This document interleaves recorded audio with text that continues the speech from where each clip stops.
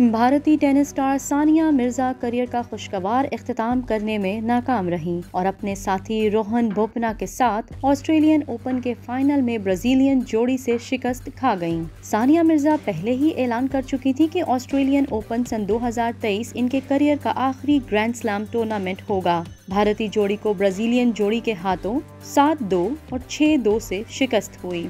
Final में शिकस्त के बाद सानिया मिर्जा का कहना था कि मेरा करियर मेलबर्न में शुरू हुआ था और मैं अपने ग्रैंड स्लैम करियर का इख्तिताम इससे बेहतर सोच भी नहीं सकती थी। इस दौरान बात करते हुए वो अश्कबार हो गईं। इस हवाले से सानिया मिर्जा का कहना था कि रोड लेवल अरीना मेरे लिए हमेशा ही खास रहा है। मैंने कभी नहीं सोचा था कि मैं यहाँ अपने बेटे के सामने ग्रैंड स्लैम का फाइनल खेल सकूंगी। पाकिस्तान के साबिक क्रिकेटर और कप्तान वकार यूनुस ने ग्रैंड स्लैम करियर के इख्तिताम पर सानिया मिर्जा को मुबारकबाद दी और लिखा, सानिया मिर्जा के बारे में जब सोचें तो आपके जहन में क्या अल्फाज आते हैं? मेरे जहन में जज्बा, इस्तिकामत और सख्त मेहनत जैसे अल्फाज आते हैं। इंडियन अदाकार रितेश देशमुख ने सानिया मिर्जा के लिए लिखा कि टेनिस स्टार दुनिया भर में इंडिया के लिए फख्र का बाइस रही हैं। साबिक इंडियन क्रिकेटर हरभजन सिंह ने सानिया मिर्जा के लिए नेक तमन्नाओं का इजहार करते हुए लिखा कि टेनिस की तारीख आपके बगैर नामुकम्मल रहेगी। शोएब मलिक ने भी सानिया के लिए तारीफी कलमात कहे और इन्हें शानदार करियर पर मुबारकबाद दी।